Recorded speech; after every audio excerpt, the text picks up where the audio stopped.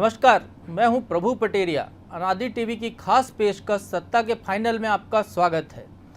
मध्य प्रदेश में उपचुनाव के बीच कमलनाथ ने इमरती देवी को आइटम बताकर लगता है सबसे बड़ी गलती कर दी, लेकिन कमलनाथ को अपनी गलती पर कोई पछतावा नहीं है।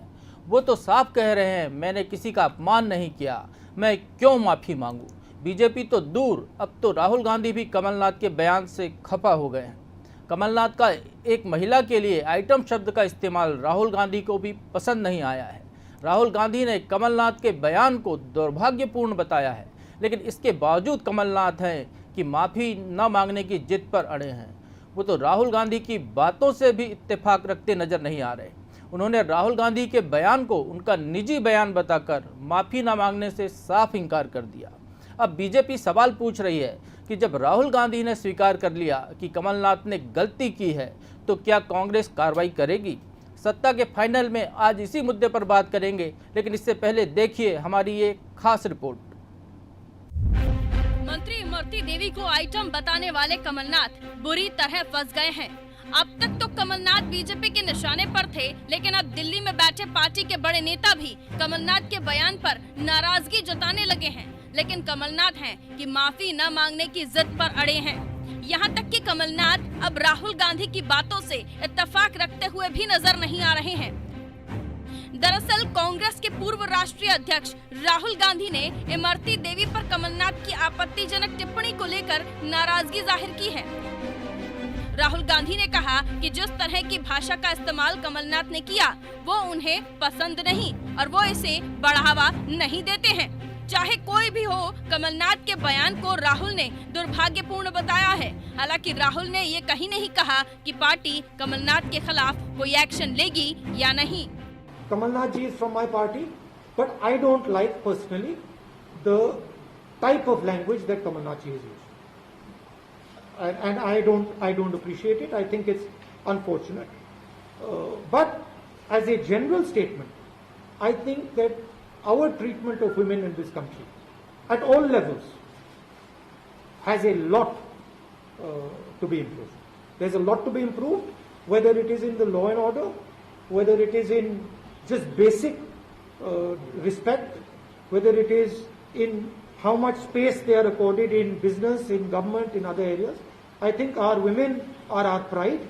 I think they should be protected, and I don't appreciate this type of language, regardless of who's using it. Rahul Gandhi कुछ भी कहें, ये उनकी निजी राय है, इससे कमलनाथ को कोई फर्क नहीं पड़ता। राहुल गांधी के बयान के बाद कमलनाथ के बयान में कुछ यही नजर आ रहा है, क्योंकि राहुल गांधी के बयान पर कमलनाथ ने कहा है कि राहुल गांधी की राय है और वो माफी नहीं मांगेंगे। उनको जो समझाया गया कि किस संदर्भ में मैंने ये कहा था, मैंने तो साफ कर दिया मैंने किस संदर्भ में कहा था, इसमें और कहने की आवश्यकता नहीं है। क्या आप माफी मांगेंगे इमरती देवी से? इसके जवाब में कमलनाथ ने कहा, मैं क्यों माफी मांगूंगा, मेरा लक्ष्य नहीं था किसी को अपमानित करना। अगर कोई अपमानित एहसास करता है तो मुझे खेद है। शिवराज जी जनता के बीच जाएं और माफी मांगे, मैंने तो खेद व्यक्त कर दिया है। अब वो राहुल जी की राय है और उनको जो समझाया गया कि किस संदर्भ में मैंने ये कहा था, मैंने तो साफ कर दिया मैं किस संदर्भ में कहा था, इसमें और कहने की आवश्यकता नहीं है। सर, क्या कमलनाथ जी आप माफी मांगेंगे इमरती देवी से? हम मैं क्यों माफी मांगूंगा। मैंने तो कह दिया कि मेरा लक्ष्य नहीं था किसी का अपमानित करना। अगर कोई अपमानित इससे एहसास करता है तो मुझे खेद है। ये तो जब पार्टी के बड़े नेता कह रहे हैं कमलनाथ से गलती हुई है, तो फिर कमलनाथ माफी न मांगने की जिद पर क्यों अड़े हैं? बीजेपी भी यही पूछ रही है। सीएम शिवराज ने तो ये भी पूछा है कि राहुल गांधी ने स्वीकार किया है कि कमलनाथ ने गलती की है। अगर गलती की है तो आप कार्रवाई करेंगे क्या? सीएम ने कहा कमलनाथ चोरी और सीना जोरी दिखा रहे हैं। उनके नेता कह रहे हैं कि उन्होंने गलती की, लेकिन ये आज भी दम और अहंकार से सारी निर्लज्जता की सीमाएं तोड़ रहे हैं। कह रहे हैं मैं माफी नहीं मांगूंगा। ये स्वीकार किया कि ने गलती की। उनसे पहला सवाल यह कि गलती की तो आप कार्रवाई क्या करेंगे? और दूसरी, कमलनाथ चोरी और सीना जोरी, उनके नेता कह रहे हैं उन्होंने गलती की, वो गलती स्वीकार नहीं है। और ये आज भी अकड़ के दम्भ और अहंकार से भरे व्यक्ति सारी निर्लज्जता की सीमा तोड़ रहे हैं और कह रहे हैं कि मैं माफ़ी नहीं मांगूंगा। ये कैसा नेता है? मुझे तो आश्चर्य है कि कांग्रेस ने अब तक अध्यक्ष को बना रखा है। मतलब साफ है कि कमलनाथ इस पूरे मामले में बुरी तरह घिर चुके हैं। सीएम शिवराज सोनिया गांधी को पत्र लिखकर कमलनाथ के खिलाफ कार्रवाई की मांग कर चुके हैं। चुनाव आयोग और राष्ट्रीय महिला आयोग ने कमलनाथ के बयान पर संज्ञान लिया है। वहीं इमरती देवी ने भी कमलनाथ के खिलाफ एट्रोसिटी एक्ट के तहत कार्रवाई की मांग की है। साथ ही चेतावनी भी दी है कि अगर ऐसा नहीं हुआ तो वो अपनी जान दे देंगी। अब ऐसे में कमलनाथ इस मुसीबत से कैसे पार पाएंगे और पार्टी का शीर्ष नेतृत्व क्या कमलनाथ पर कार्रवाई करेगा, ये सवाल सभी के जहन में है। ब्यूरो रिपोर्ट, अनादि टीवी। इस विषय पर चर्चा करने के लिए हमारे साथ स्टूडियो में मौजूद हैं एडिटर इन चीफ प्रकाश भटनागर और ब्यूरो हेड ब्रजेश चौकसे। साथ में हमसे जुड़ेंगे वरिष्ठ राजनीतिक विश्लेषक दिनेश गुप्ता जी। तो आइए हम सबसे पहले समझने की कोशिश करते हैं कि आखिर राहुल गांधी के इस बयान का मायने क्या है, राहुल गांधी को ये बयान क्यों देना पड़ा। दिनेश जी, मैं आपसे जानना चाहूँगा, ये राहुल गांधी की मजबूरी थी या राहुल गांधी के लिए ज़रूरी था ये बयान देना कि कमलनाथ जी ने गलती की है और वो उसके लिए माफ़ी मांगनी चाहिए? इस बारे में कोई टिप्पणी ना करते तो ज्यादा उनके लिए, राहुल जी के लिए बहुत अच्छा नहीं होता। उन्होंने बड़े दिल से यदि इस बात को स्वीकार किया है कि कमलनाथ से या उनके जो नेता हैं उनसे एक गलती हुई है और वो उसको पसंद नहीं करते। वैसे आप देखोगे राहुल गांधी जो है कोई राष्ट्रीय अध्यक्ष नहीं है पार्टी के, वो भी एक जो है यदि कोई एक्शन तो ले नहीं सकते कि कमलनाथ जी के खिलाफ तो कोई एक्शन ले लें। तो उन्होंने अपनी निजी राय बता दी कि मुझे लगता है कि वो बहुत जो है राहुल गांधी उस मामले में जिस तरह से कमलनाथ जी से उनके रिश्ते रहे हैं या कमल जो लीडरशिप का क्राइसिस, चाहे आप राजस्थान में देखो चाहे मध्य प्रदेश में देखो, वो कमलनाथ जी की जो कार्यशैली है या उनकी लीडरशिप को लेकर राहुल गांधी उनके पक्ष में कभी नहीं दिखे। और जब उनको ये मौका लगा तो निश्चित तौर पर उनकी जो टिप्पणी है वो बेहद महत्वपूर्ण है। वो ये बताती है कि कमलनाथ को लेकर उनका जो उनके जो रिश्ते हैं वो अभी भी कोई बेहतर नहीं है और कमलनाथ की जो कार्यशैली है उससे वो कतई इत्तेफाक नहीं रखते।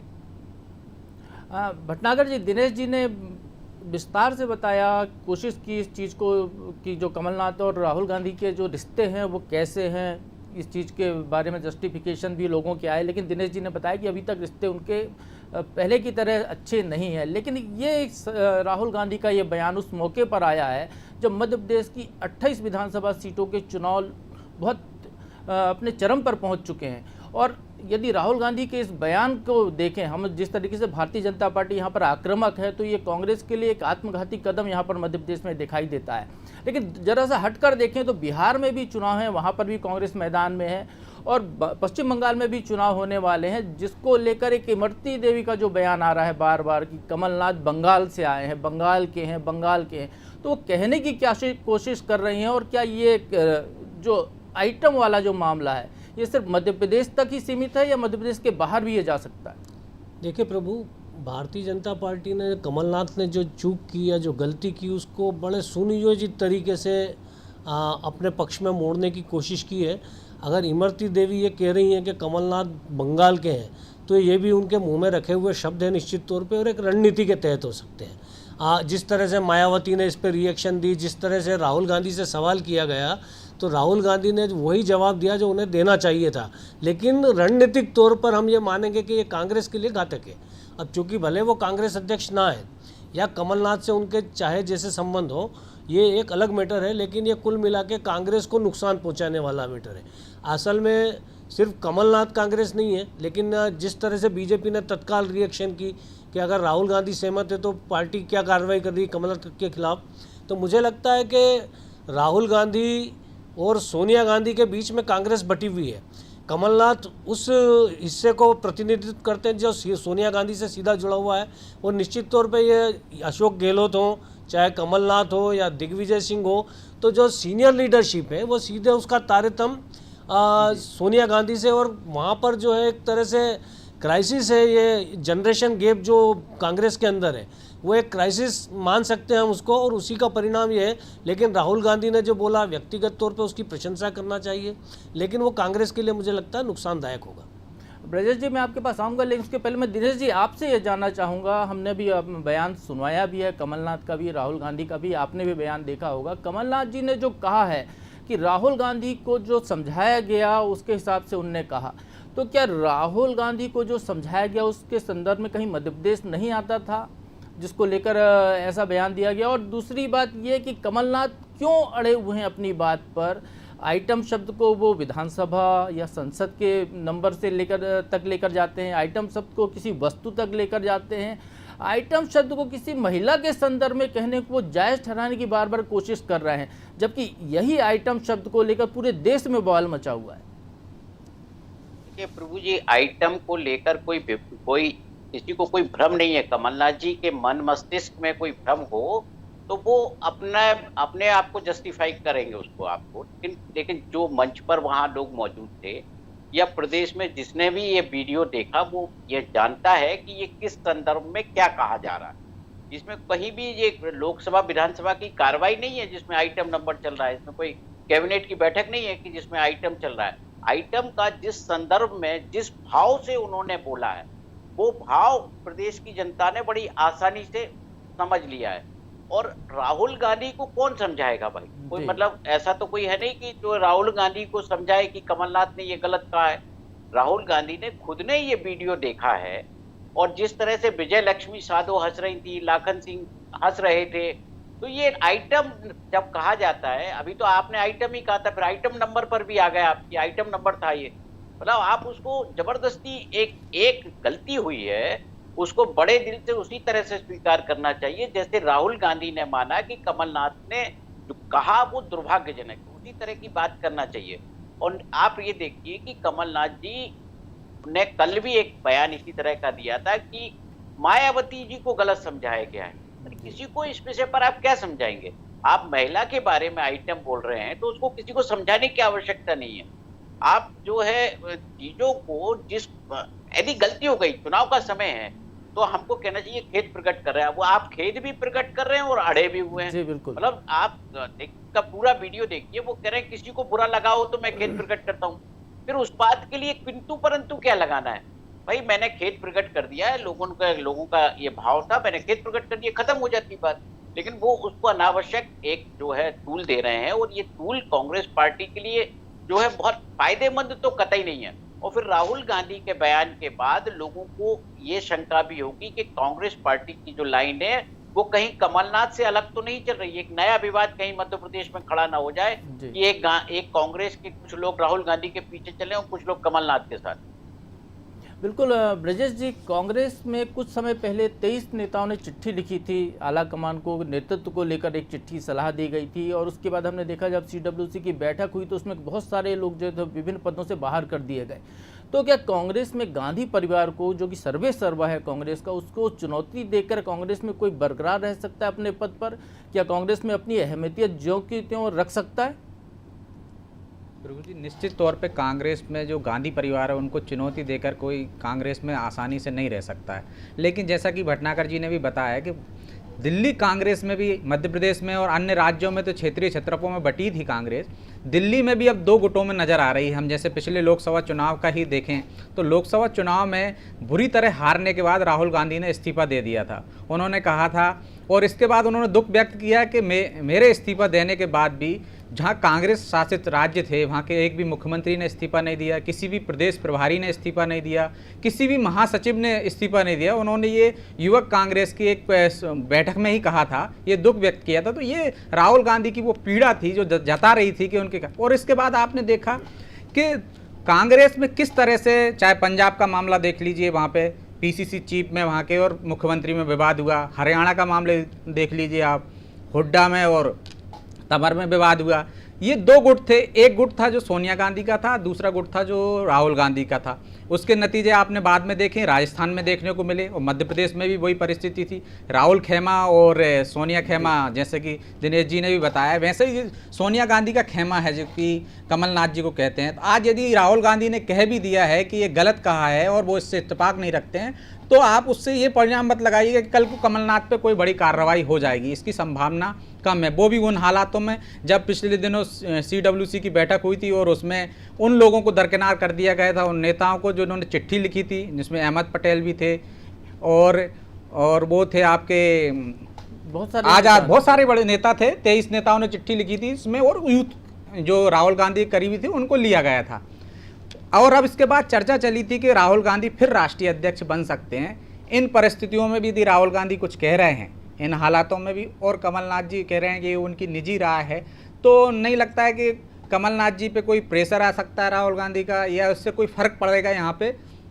मुझे और ये लगता है प्रभु जी कि ये कमलनाथ जी का स्टैंड साइज इसलिए वो चेंज नहीं करना चाह रहे हैं क्योंकि उन्हें मध्य प्रदेश दिख रहा है और राहुल गांधी को बिहार दिख रहा है और पश्चिम बंगाल दिख रहा है। जिस तरह से ये पूरे दिल्ली तक के नेशनल मीडिया में ये बात चली है, पूरी लहर चली है और ये मुद्दे बनाया गया है, राष्ट्रीय स्तर पर मुद्दा बन गया है ये, तो इसका बिहार में नुकसान होता दिख रहा है। और पश्चिम बंगाल में जिस तरह से इमरती देवी ने बार बार पश्चिम बंगाल का जिक्र किया है, तो ये मुद्दा वहाँ भी भाजपा ले जा सकती है। तो इस कारण राहुल गांधी का ये बयान आया होगा कि मैं इससे इत्तेफाक नहीं रखता हूँ। और इससे पहले भी राहुल गांधी ने 2 दिन पहले एक ट्वीट किया है कि जब नवरात्रि शुरू हुए थे नारियों के सम्मान में, और इसके बाद ये घटना हो गई और फिर उन्होंने ये अभी इस पे बयान दिया है कि मैं इससे इत्तेफाक नहीं रखता हूँ। और कमलनाथ यहाँ मध्य प्रदेश का राजनीतिक भविष्य देख रहे हैं, वो अपना भविष्य देख रहे हैं। यहाँ यदि वो माफ़ी मांग लेते हैं तो फिर भाजपा कहने लगेगी आप किसान कर्ज माफ़ी पे भी मांग, हर चीज़ पे माफ़ी मांगिए, तो उनको ये मुद्दा उल्टा पड़ सकता है। एक तरफ कुआ एक तरफ खाई जैसी स्थिति हो गई कमलनाथ की। इस कारण वो लगता है कि बार बार इसको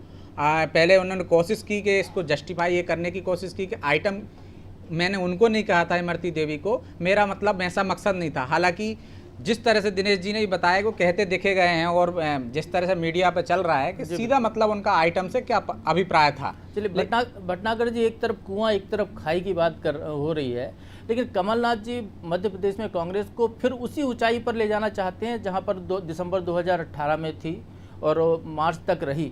कमलनाथ जी ने तब भी कहा था जब पद छोड़ा था कि कल के बाद परसों भी आता है, परसों जरूर आएगा। तो कमलनाथ जी का ये परसों के रास्ते में कहीं ये आइटम का ब्रेकर बाधक तो नहीं बन रहा है? देखिए निश्चित तौर पे वो तो बन चुका प्रभु। और दूसरी बात है कि कमलनाथ जी शायद माइंड गेम खेल रहे हैं, क्योंकि दूर दूर तक कोई अब संभावना मुझे तो नहीं लगती कम से कम कि कमलनाथ जी वापस मध्य प्रदेश के मुख्यमंत्री बनने जा रहे हैं। आज 25 सीटें कांग्रेस ने इस्तीफा दिया है, बाकी 3 अदर सीटें हैं जिन पे चुनाव हो रहा है, और इन 25 में से 25 जीतना कांग्रेस के लिए किसी भी कीमत पे, चूँकि मैंने ग्राउंड पे भी गया हूँ, देखा है, और कांग्रेस के पास चुनाव लड़ने के लिए जहाँ उम्मीदवार नहीं हो, जहाँ कमलनाथ जी खुद कह रहे हैं कि आइटम इसलिए बोला क्योंकि मेरे को याद नहीं रहता है, वो इमरती देवी का नाम भूल गए, जो 15 महीने तक उनके साथ में मंत्रिमंडल के अंदर थी, बैठकों में शामिल होती थी, और महिला बाल विकास जैसा महत्वपूर्ण मंत्रालय उनके पास था। अगर उन्हें उस मंत्री का नाम याद नहीं है, कांग्रेस के नेताओं के नाम याद नहीं है, तो वो प्रदेश कांग्रेस अध्यक्ष और नेता प्रतिपक्ष की कुर्सी पर हैं क्यों? ये एक बड़ा सवाल कांग्रेस में ही पूछा जाना चाहिए। तो मुझे लगता है कि इस चुनाव के बाद मध्य प्रदेश से कमलनाथ जी वापस दिल्ली में जाके ही राजनीति करेंगे, यही एक आसार दिखता है। दिनेश जी, कमलनाथ कांग्रेस कहते हैं मध्य प्रदेश कांग्रेस को, अब कांग्रेस में और कोई नेता बचा नहीं है। दिग्विजय सिंह है पर्दे के पीछे हैं, ज्योतिरादित्य सिंधिया थे वो भारतीय जनता पार्टी में चले गए हैं। तो जिस तरीके से ये विवाद आ रहा है, आपने भी कुछ देर पहले कहा कि कांग्रेस में 2 फाड़ दिखाई दे रहा है, तो क्या एक नई कांग्रेस का गठन मध्य प्रदेश से हो सकता है कमलनाथ कांग्रेस का, या कमलनाथ जी को सरेंडर करना पड़ेगा, राहुल गांधी और सोनिया गांधी की बात को उनको मानना पड़ेगा? जिस तरीके से राहुल गांधी कह रहे हैं तो स्वाभाविक तौर पर सोनिया गांधी की सहमति से ही कह रहे होंगे, तो क्या उनकी बात को उन्हें मानना पड़ेगा? और माफ़ी एक छोटा सा शब्द होता है, माफ़ी मांग कर वो इस बात का पटाक्षेप करेंगे या अपनी बात को कंटिन्यू आगे रखेंगे? मुझे नहीं लगता प्रभु जी वो माफी वगैरह के उनको मुंह मांगनी हो। उन्हें जिस तरह से माफी होती है वो कह चुके हैं, यदि किसी को हुआ हो, दुख हुआ हो तो खेद प्रकट करता हूँ। ऐसे वो आप जाके कहेंगे मैं इमरती देवी से माफी मांगता हूँ, तो ऐसी उम्मीद करना बेकार है, राजनीति में कहते नहीं हो। दूसरा जो है, आप ये देखिए कि कमलनाथ जी जो है अपनी ही मर्जी से कांग्रेस पार्टी को चला रहे हैं मध्य प्रदेश। जब से वो पद से हटे हैं, उन्होंने नेता प्रतिपक्ष भी किसी को नहीं बनने दिया।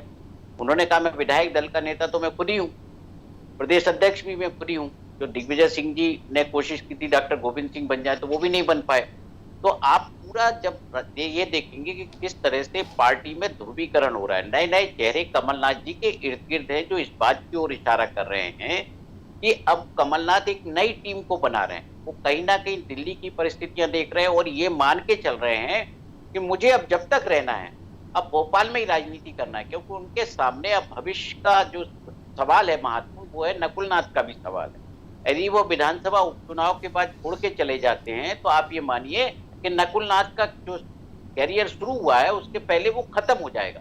तो उन्हें उसको स्थापित भी करना है। उसको स्थापित करने के लिए कांग्रेस पर जो पकड़ है वो उसको लगातार मजबूत रखना चाहते हैं। आप देखिए कि जितने चेहरे हैं इस वक्त चुनाव में जी। हर जगह कमलनाथ दिख रहे हैं, मगर दिग्विजय सिंह जी आपको पर्दे के पीछे उनका कोई मूवमेंट दिख रहा हो।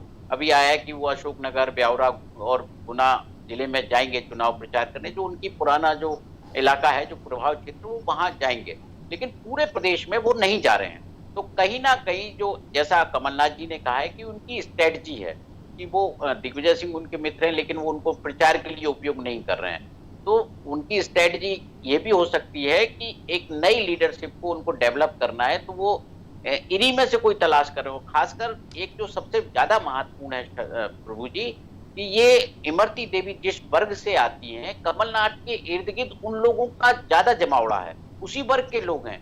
शायद उनको ये लग रहा है कि उन्होंने जो कहा है इमरती देवी के बारे में, वो उसका कोई प्रभाव अनुसूचित जाति वर्ग पर नहीं पड़ेगा, चाहे उसे नर्मदा प्रसाद प्रजापति जी दिनेश जी, सज्जन सिंह वर्मा जायज ठहरा रहे हैं, ब्राह्मण वर्ग के पीसी शर्मा जायज ठहरा रहे हैं। पीसी शर्मा तो एक कदम आगे बढ़कर पूतना तक चले गए हैं, कंस कृष्ण और पूतना तक चले गए हैं। वो कमलनाथ जी को एक तरीके से कंस बता रहे हैं। और इसी बीच में एक सवाल ये भी उठ रहा है कि कांग्रेस छोड़कर जो भारतीय जनता पार्टी में आए थे बिसाहूलाल सिंह, उनने भी एक ऐसे ही अमर्यादित बयान दिया है। तो कांग्रेस का एक धड़ा ये कह रहा है कि उस पर तो कोई कार्रवाई कीजिए, उसके बाद कमलनाथ जी की बात कीजिए। वो देखिए, बिसाहूलाल सिंह का बयान हो या कमलनाथ का बयान हो, हम पार्टी के आधार पर दोनों को ये नहीं कर सकते एक ने ठीक कहा दूसरे ने गलत कहा। अब जैसा है कि बिसाहूलाल सिंह के लिए भी वही फार्मूला एप्लीकेबल होता है। यदि उन्होंने जिस तरह के शब्दों का उपयोग किया है, आपके की निजी राय कुछ भी हो सकती है किसी भी महिला के बारे में, लेकिन आप जिस तरह से जब सार्वजनिक तौर पर जब कहते हैं तो भाषा संयत रखनी चाहिए। माफी तो बिसाहूलाल सिंह को भी मांगना चाहिए। कोई भी इस तरह आप जब चुनाव मैदान में हैं तो किसी को भी अपमानित करने का या चरित्र हनन का आपको लाइसेंस नहीं मिल जाता है।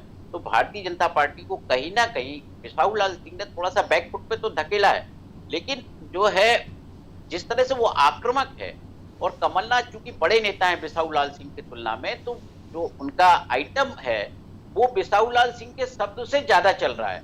और उस पर फिर राहुल गांधी का रिएक्शन हो, तो आप तो जानते हैं कि इस पूरे मामले में अब कमलनाथ इतनी आसानी से अब बाहर नहीं निकल सकते। जो घेरा उनके इर्द गिर्द हो गया है और उनको उस घेरे से निकलने के लिए वो तैयार भी नहीं दिख रहे। वो तो इसमें है कि अब मैं यदि शहीद हो जाऊं तो ये हमेशा के लिए होगा कि मैंने अपनी बात पर अड़ा रहा और जो मुझे कहना था वो मैं कह दिया। मैंने भटनागर जी, संक्षेप में जानना चाहूँगा अपनी बात पर, यदि कमलनाथ अड़े रहे तो उससे पार्टी को चाहे जो नुकसान हो जाए, भारतीय जनता पार्टी के पास भी एक मौका है कि बिसाहूलाल सिंह ने जो कहा उनसे माफ़ी मंगवा ले। वो पार्टी क्यों नहीं पहल कर रही है? देखिए, मुझे लगता है कि जो दिनेश जी ने जो बात कही है कि कमलनाथ और बिसाहूलाल सिंह के राजनीतिक कद में जो अंतर है वो भी इसका एक फैक्टर है।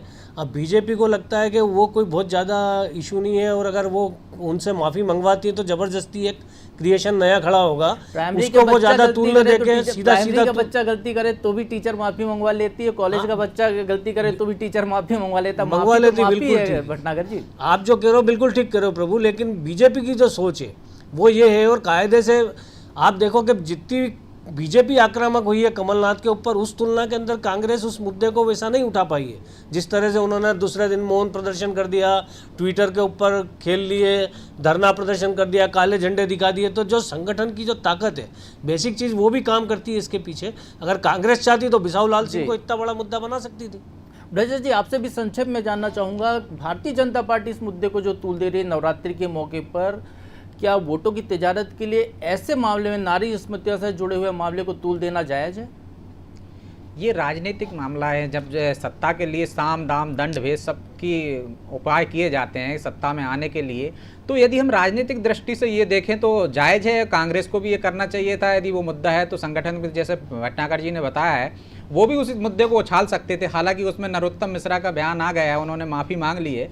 तो लेकिन वो कद का मामला है और यहाँ पे सीधा टारगेट बड़े नेता को कर रहे हैं, इस कारण मुझे लगता है कि इससे बच रही है कांग्रेस। दिनेश जी, आपको हमसे चर्चा में जुड़ने के लिए बहुत बहुत धन्यवाद।